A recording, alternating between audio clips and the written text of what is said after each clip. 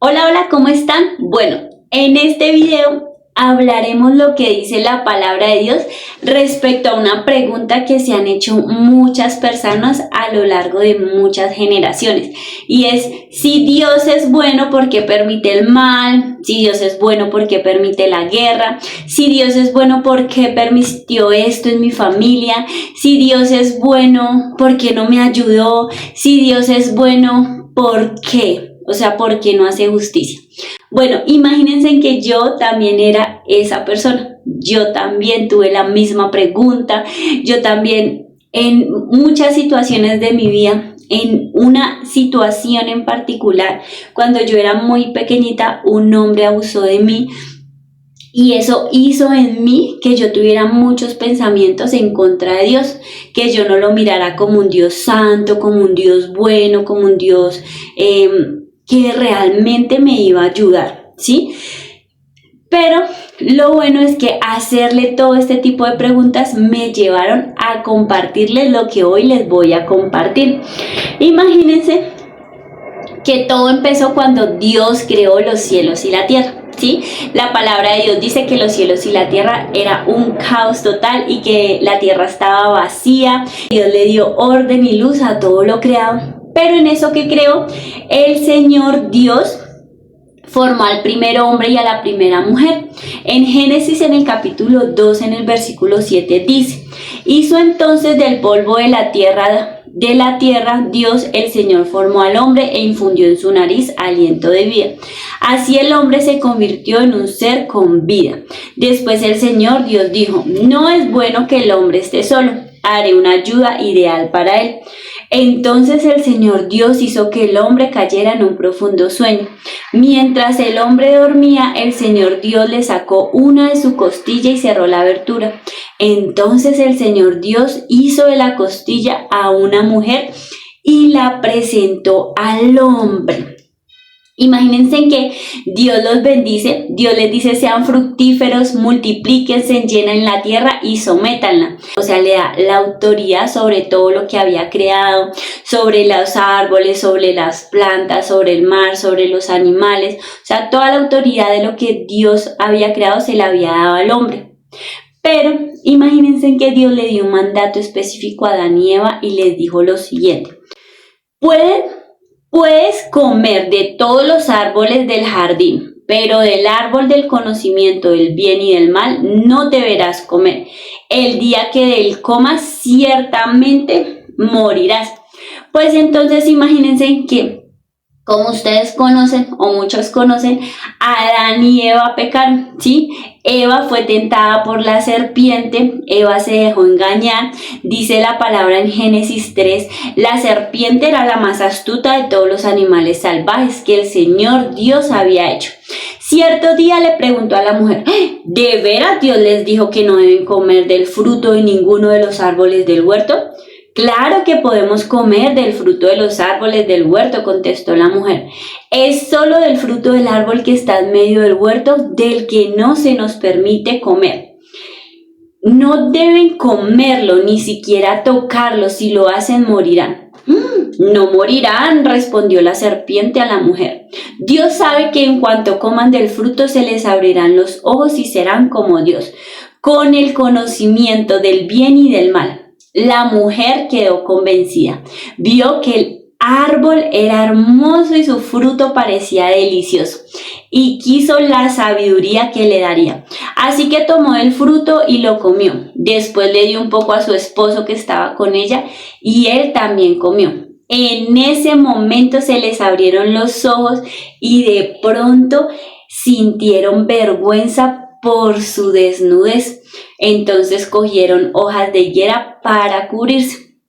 Imagínense que este momento es muy importante y muy crucial para toda la humanidad y para todos nosotros los seres humanos, porque todos venimos de Adán y de Eva, porque ellos fueron los primeros, el primer hombre y la primera mujer que Dios creó, y la descendencia de todos los seres humanos pues vinieron de esta primera creación. Cuando ellos pecan, dice la palabra que entró el pecado y entró la muerte. En Romanos, en el capítulo 5, del versículo 12 en adelante dice: cuando Adán pecó, el pecado entró en el mundo, el pecado de Adán introdujo la muerte, de modo que la muerte se extendió a todos porque todos pecaron. Es cierto, la gente ya pecaba aún antes de que se entregara la ley, pero no se le tomaba en cuenta como pecado, porque todavía no existía ninguna ley para violar. Sin embargo, desde los tiempos de Adán hasta los de Moisés, todos murieron, incluso los que no desobedecieron un mandato explícito de Dios como lo hizo Adán. Ahora bien, Adán es un símbolo, una representación de Cristo, quien aún tenía que venir. Pues imagínense que en el momento que entra el pecado, que entra la muerte, el pecado, ¿qué hace? El pecado nos aleja de Dios, el pecado trae miedo, el pecado trae vergüenza, el pecado hace que nos escondamos, ¿sí? Eso fue lo que pasó desde el principio de la humanidad, que cuando entró el pecado y cuando entró la muerte, la creación que Dios había hecho para él, o sea, para su deleite, para tener una relación íntima con él, se separó de él. ¿Sí? ¿Por qué? Por el pecado y por la muerte. Y al separarse de él, pues dejaron de tener una relación íntima con su creador. Existió una muerte. Dice la palabra que también entró la muerte física. Todos los seres humanos deben morir. Del polvo eres y al polvo volverás. Esa es la consecuencia del pecado. Más adelante hablaremos de cómo Cristo redimió eso. Pero al entrar el pecado, también hubo una muerte espiritual en el corazón de todos los hombres, ¿sí? Y al haber una muerte espiritual en todos los hombres, quiere decir que hay un alejamiento de nuestro Creador. Por eso no podemos entender las cosas de Cristo, por eso no podemos entender lo que el Señor quiere en su palabra, por la condición del pecado y de la muerte. Entonces, ¿qué consecuencias tuvo la entrada del pecado a toda la humanidad? Bueno, esto lo describe Génesis en el capítulo 3, en el versículo del 22 en adelante. Dice: luego el Señor Dios dijo: miren, los seres humanos se han vuelto como nosotros, con conocimiento del bien y del mal. ¿Y qué ocurrirá si toman el fruto del árbol de la vida y lo comen? Entonces vivirán para siempre. Así que el Señor Dios los expulsó del jardín del Edén y envió a Adán a cultivar la tierra de la cual él había sido formado. En Génesis, en el capítulo 6, en el versículo 5 dice: el Señor vio la magnitud de la maldad humana en la tierra, y todo lo que la gente pensaba o imaginaba era siempre y totalmente mal. En Marcos, en el capítulo 7, en el versículo 20 en adelante dice: pero decía, de lo que del hombre sale, eso contamina al hombre. Porque de dentro del corazón de los hombres salen los malos pensamientos, los adulterios, las fornicaciones, los homicidios, los hurtos, las avaricias, las maldades, el engaño, la lascivia, la envidia, la maledicencia, la soberbia y la insensatez. Imagínense que la palabra corazón, ¿sí? En el hebreo significa cardia, o sea, corazón viene una palabra que significa cardia y figuradamente significan los pensamientos. O sea, me está diciendo porque de la voluntad, o sea, porque de los pensamientos de los hombres salen todas esas malas cosas que nosotros hacemos, todas las acciones, los adulterios, las fornicaciones, los homicidios, los hurtos, las avaricias, o sea, salen primero de nuestros pensamientos para poderlos ejecutar. Esta palabra nos explica que cuando el hombre salió de la presencia del Señor, su mente quedó entenebrecida. ¿Por qué? Porque se negaron a reconocer a Dios como estado de rebelión de su corazón. Entonces imagínense que ese alejamiento, esa separación que se produjo desde el inicio con la creación que Dios había creado, hizo que todos los hombres quedaran con su mente entenebrecida. En Efesios 2:2 dice que por naturaleza somos hijos de la ira, ¿sí? ¿Qué significa eso? Que por naturaleza somos hijos de la ira, que estamos sometidos y condenados a pecar, que estamos condenados a la muerte, que estamos condenados a pensar lo malo, ¿sí? Es importante que sepan que no es la voluntad de Cristo porque eso fue lo que Cristo vino a rescatar, pero ya lo iremos explicando más adelante. Imagínense que entonces en Romanos 1 me explica mucho más esto, me explica que cuando el hombre se niega a reconocer a Dios, cuando se niega a reconocer a Cristo, cuando se niega a reconocer la verdad de la palabra, la verdad de Cristo, pues la mente de esas personas queda entenebrecida y en oscuridad. Y cuando las personas quedan entenebrecidas y en oscuridad, pasa lo que dice Gálatas en el capítulo 5, en el versículo 19 en adelante. Y manifiestas son las obras de la carne, que son adulterio, fornicación, inmundicia, lascivia, idolatría, hechicerías, enemistades, pleitos, celos, iras, contiendas, disensiones, herejías, envidias, homicidios, borracheras, orgías y cosas semejantes a estas, acerca de las cuales os amonesto, como ya lo he dicho antes. Todos los que practican tales cosas no heredarán el reino de Dios. Imagínense que hay una palabra con Pablo. Pablo está expresando como esto, ¿sí? Él está diciendo, bueno, el Señor ya se le había revelado en el camino a Damasco. Él había tenido un encuentro con Jesús, el Señor lo había dejado ciego, ¿sí? Y 3 días después fue un discípulo que se llamaba Ananías y oró por él y él pudo recuperar la vista y pudo tener ese encuentro con Jesús, ¿sí? Ese es el contexto. Pero imagínense que en esta palabra él está expresando todo este conflicto. Él está diciendo, aunque quiero hacer lo bueno, no puedo, porque el pecado que mora en mí es el que me gobierna, ¿sí? Él está diciendo que entonces él se da cuenta que la ley que habita en su cuerpo es ley del pecado y que esa ley no lo deja hacer el bien, ¿sí? Pero él termina con una frase que dice, pero gracias a nuestro Señor Jesucristo, porque de nuestro Señor Jesucristo es donde nosotros obtenemos libertad de toda esta naturaleza pecaminosa. En Romanos, en el capítulo 7 del versículo 15 en adelante, entonces vemos a Pablo manifestando pues cómo realmente cuando no conocemos a Cristo nosotros estamos sujetos a la ley de la muerte, a la ley del pecado. No entiendo lo que me pasa, pues no hago lo que quiero sino lo que aborrezco. Ahora bien, si hago lo que no quiero, estoy de acuerdo en que la ley es buena, pero en ese caso ya no soy yo quien lo lleva a cabo, sino el pecado que habita en mí. Yo sé que en mí, es decir, en mi carne, nada bueno habita. Aunque deseo hacer lo bueno, no soy capaz de hacerlo.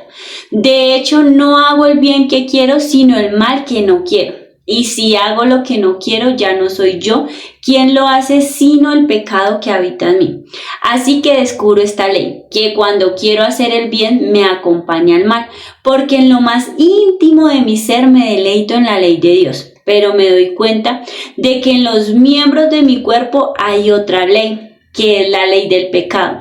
Esta ley lucha contra lo que considero bueno y me tiene cautivo. Soy un pobre miserable. ¿Quién me librará de este cuerpo sujeto a la muerte? Gracias a Dios por medio de Jesucristo nuestro Señor.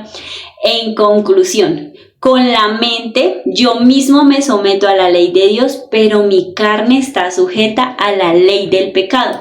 Y en Efesios 2 dice desde el versículo 1, dice lo siguiente: en otro tiempo ustedes estaban muertos en sus transgresiones y pecados, en los cuales andaban conforme a los poderes de este mundo. Se conducían según el que gobierna los aires, según el espíritu que ahora ejerce su poder en los que viven en la desobediencia.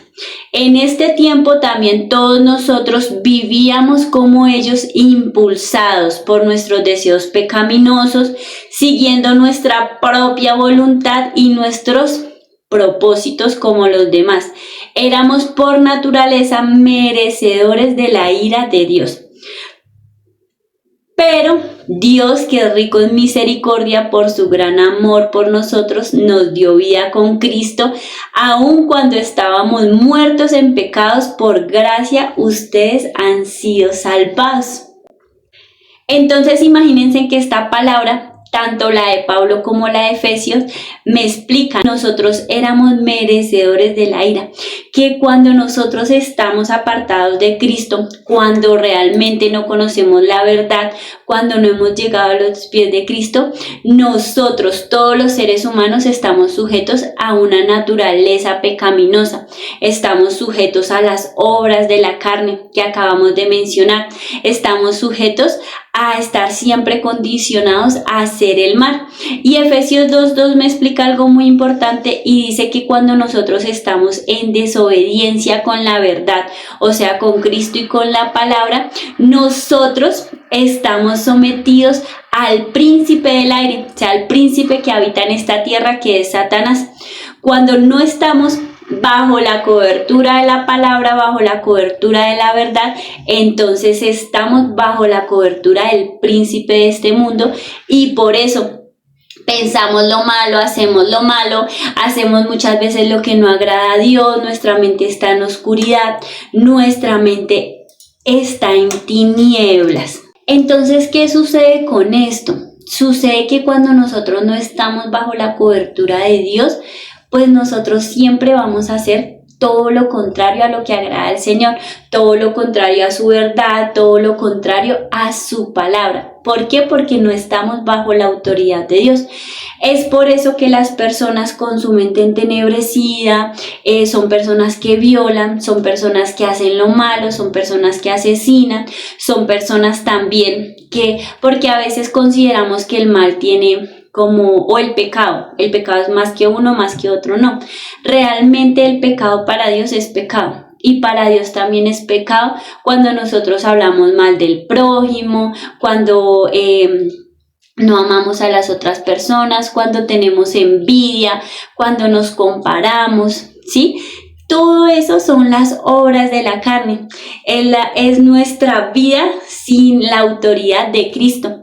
Es nuestra vida como está cuando nosotros no estamos sometidos a la autoridad de Cristo. Juan en el capítulo 8, en el versículo 44 dice: pues ustedes son hijos de su padre el diablo, y les encanta hacer las cosas malvadas que él hace.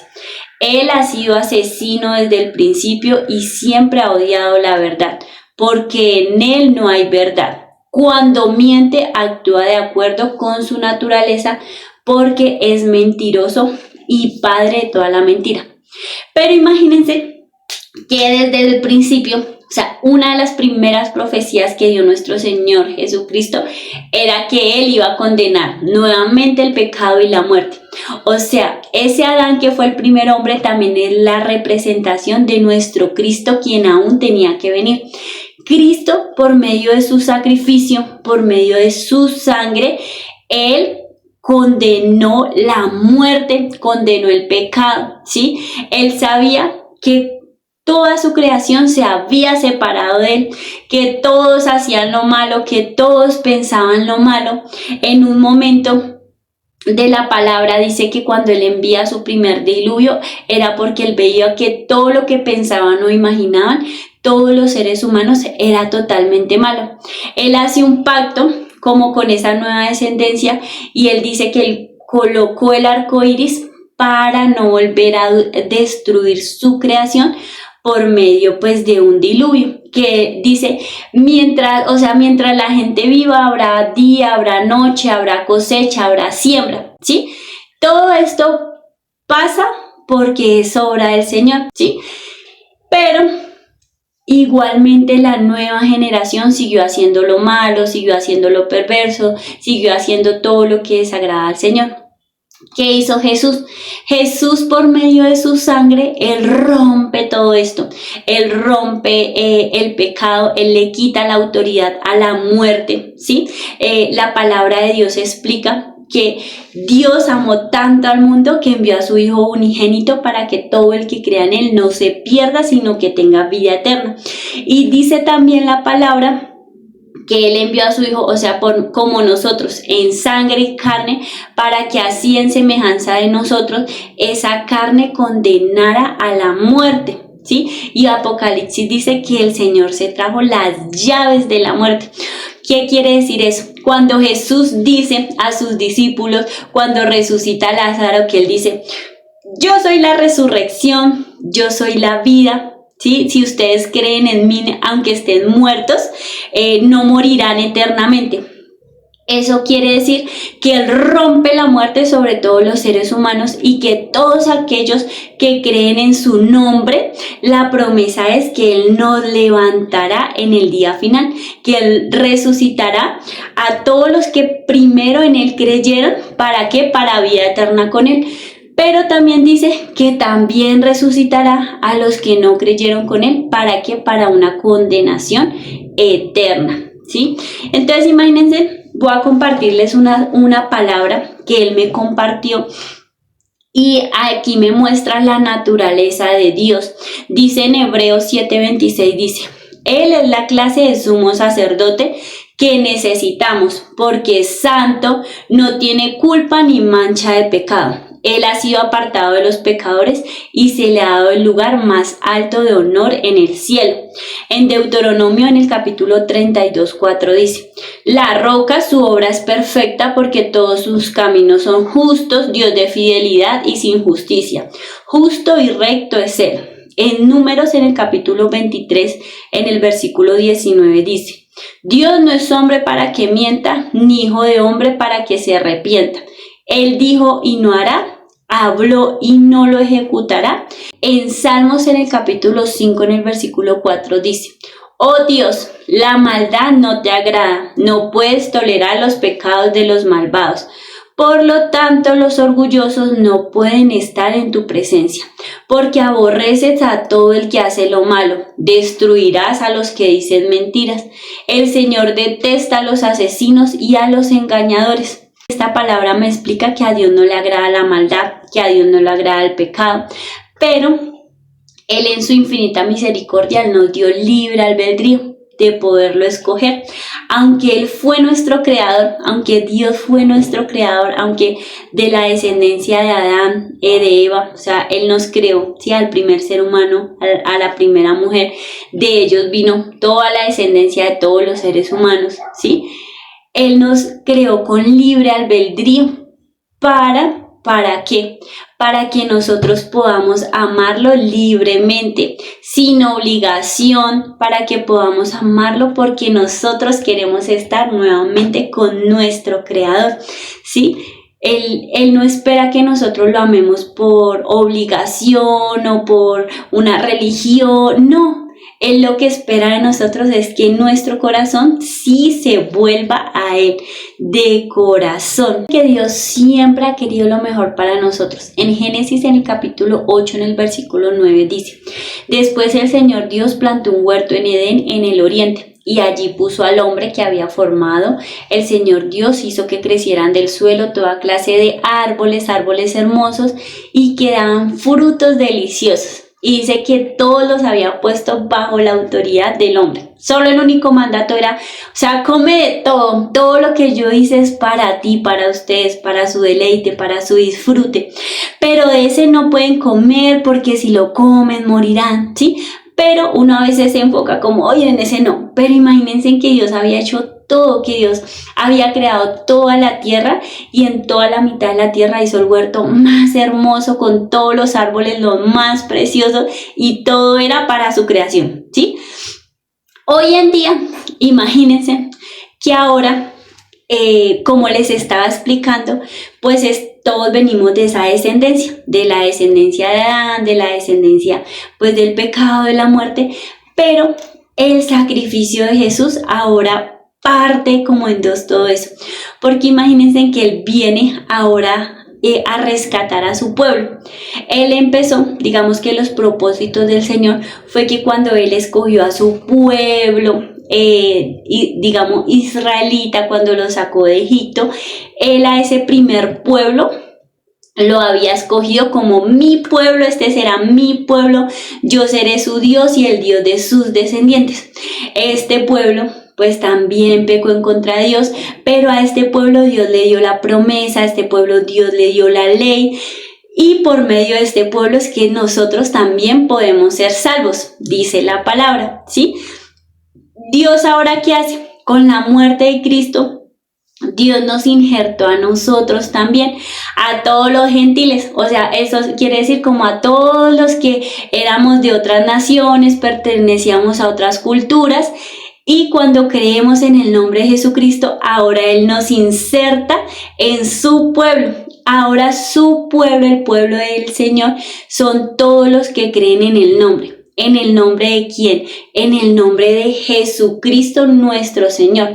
Cuando nosotros creemos en el sacrificio, cuando nosotros creemos en lo que Él hizo, realmente eso nos da autoridad de ser hijos de Dios. Y la palabra de Dios dice que cuando nosotros creemos en Cristo, Él viene y nos da una vida nueva. Él viene y abre nuestros ojos, Él viene y quita toda nuestra ceguera espiritual, quita nuestros velos y hace que la luz que habita en Él ahora habite en nosotros, ¿sí? Por eso es que nosotros, los que somos hijos de Dios, los que hemos creído en Cristo, ya no podemos mirar las cosas del mismo modo, porque ahora tenemos la mente de Cristo, dice la palabra. Ahora Él nos permite ver las cosas como Él las ve, ¿sí? Pero recuerden, Él nos dio libre albedrío para elegir entre poder escoger entre el camino del mal o entre el camino del bien. Imagínense que Josué dijo, pero mi casa y yo serviremos al Señor. O sea, esa fue la palabra. Ustedes verán, o sea, José les dijo, ustedes se pueden ir allá a adorar, a hacer lo malo, o sea, ustedes deciden, pero yo y mi casa serviremos al Señor. Y eso es lo mismo que el Señor espera de nosotros. También podemos escoger entre hacer el mal, entre seguir perdidos o realmente decir, no, mi casa y yo te serviremos a ti y queremos volver a tener una relación con ese Dios que nos creó. En Efesios, en el capítulo 5, en el versículo 8. Pues antes ustedes estaban llenos de oscuridad, pero ahora tienen la luz que proviene del Señor. Por lo tanto, vivan como gente de luz. En Juan, en el capítulo 6, en el versículo 35 en adelante dice, Jesús le respondió, yo soy el pan de vida. El que viene a mí nunca volverá a tener hambre. El que cree en mí no tendrá sed jamás. Pero ustedes no han creído en mí, a pesar de que me han visto. Sin embargo, los que el Padre me han dado vendrán a mí y jamás los rechazaré. Pues he descendido del cielo para hacer la voluntad de Dios, quien me envió, no para hacer mi propia voluntad. Y la voluntad de Dios es que yo no pierda ni a uno solo de todos los que Él me envió, sino que los resucite en el día final. Pues la voluntad de mi Padre es que todos los que vean a su Hijo y crean en Él tengan vida eterna y yo los resucitaré en el día final. En Romanos, en el capítulo 5, 17 dice, pues el pecado de un hombre, Adán, hizo que la muerte reinara sobre muchos.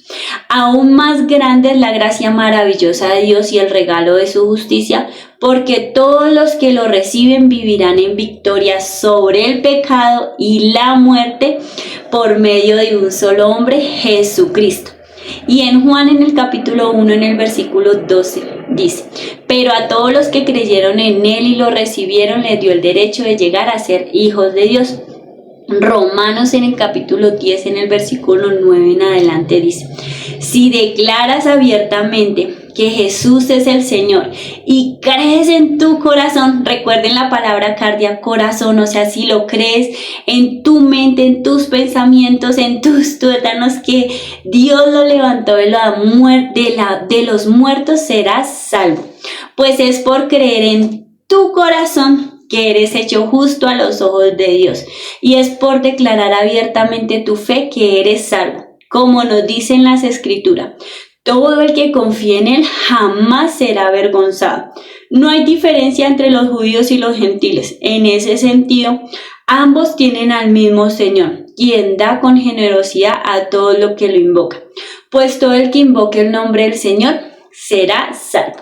imagínense que la conclusión de todo esto es que cuando nosotros estamos separados o alejados de nuestro Señor, de nuestro Creador, nuestra mente queda en oscuridad, queda entenebrecida, somos nosotros los que somos malos y nosotros por ser malos somos los que hacemos todas esas cosas, ¿sí? Es el ser humano el que a lo largo de generaciones ha incitado a la guerra, a los asesinatos, a la envidia, a hacer lo malo, a asesinar, a matar, a tener celos, ¿sí?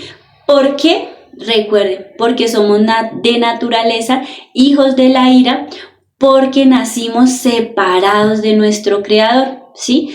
Por eso hacemos lo malo, porque lo que nos explicaba Efesios 2, porque al nacer separados del Señor, pues nosotros estamos como en la cobertura del príncipe del aire de esta tierra, es por eso.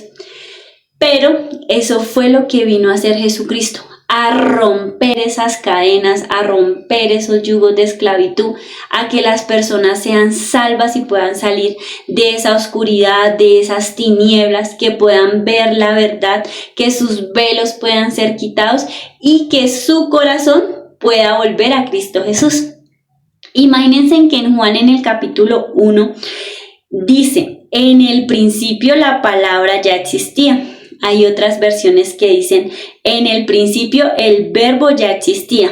El verbo estaba con Dios y el verbo era Dios. El que es la palabra existía en el principio con Dios, ¿sí? El que era, dice, el verbo existía en el principio con Dios. En el versículo 14 dice: entonces el verbo se hizo hombre. ¿Sí? Ese es nuestro Señor Jesucristo. O sea, el verbo, que es la palabra, fue el que se hizo hombre por nosotros, para morir por nosotros. Dice que el verbo era Dios. Y en Génesis 1 dice: en el principio Dios creó los cielos y la tierra. Entonces, este versículo me está diciendo: en el principio el verbo creó los cielos y la tierra, ¿sí? Ese Dios que se hizo hombre para morir por nosotros, por su creación, murió por nosotros para que nosotros realmente volvamos nuestro corazón a Él y que podamos nacer nuevamente en la luz de Cristo y ahora podamos vivir sin oscuridad, sin tinieblas, sin pecado. El Señor perdona nuestros pecados, ¿sí? Nos da una vida nueva. Entonces imagínense que también muchas personas tenemos como preguntas, pero ¿eso significa que también Dios permite que todos los hombres siempre hagan el mal? O sea, porque se niegan a reconocerlo. O sea, Dios no hará nada en contra de esas personas. Realmente sí, Él ya lo hizo. Imagínense que cuando Jesús murió, Él aplastó la cabeza de Satanás y Él ya le tiene una sentencia a Él. Cuando una persona hace algo malo, a Él le dan una sentencia. Él dice: este día será su sentencia y pagará su condena. Lo mismo pasa con Satanás. Él ya tiene su sentencia y él ya tiene sus días contados. Es por eso que él sigue, mejor dicho, haciendo desastres, porque él sabe que él tiene sus días contados. Pero es de saber que el Señor también tiene destinado el día de la ira, el día del juicio, ¿sí? La palabra del Señor dice que Él ha sido paciente y misericordioso y que si Él no ha vuelto es para que todos nosotros nos podamos arrepentir y volver a sus pies. Pero el día de la ira es ese día que Él volverá y ese día de la ira Él rescatará a sus hijos, ¿sí? De esa ira. La palabra de Dios dice que los esconderá en su tabernáculo, que resucitarán los muertos que estuvieron en Cristo, pero a todos los que se negaron a reconocer la verdad de Cristo, a seguir en sus pasos, pues Él también tiene que dictarles una sentencia, un juicio. ¿Por qué? Porque Él es un Dios bueno, santo y justo, y en Él no hay maldad y Él no permite la maldad. Dice en Mateo 10 en el versículo 15: en verdad os digo que el día del juicio será más tolerable el castigo para la tierra de Sodoma y Gomorra que para esa ciudad. Segunda de Pedro en el capítulo 3 en el versículo 7 dice: pero los cielos y la tierra actuales están reservados por su palabra para el fuego, guardados para el día del juicio y la destrucción de los impíos. Y en Hechos, en el capítulo 17, en el versículo 31 dice: porque Él ha establecido un día en el cual juzgará al mundo en justicia, por medio de un hombre a quien ha designado, habiendo presentado pruebas a todos los hombres al resucitarle de entre los muertos. ¿Sí? O sea, Él ha designado a Jesús como nuestro Salvador, el que murió por nosotros, por nuestros pecados, para que volvamos a Él y nuestro corazón vuelva a Él y Él pueda rescatarnos. ¿Sí? Pero Romanos 2, en el versículo 5 dice: pero por tu obstinación y por tu corazón sin arrepentimiento, sigues acumulando castigo contra ti mismo para el día de la ira, cuando Dios revelará su justo juicio.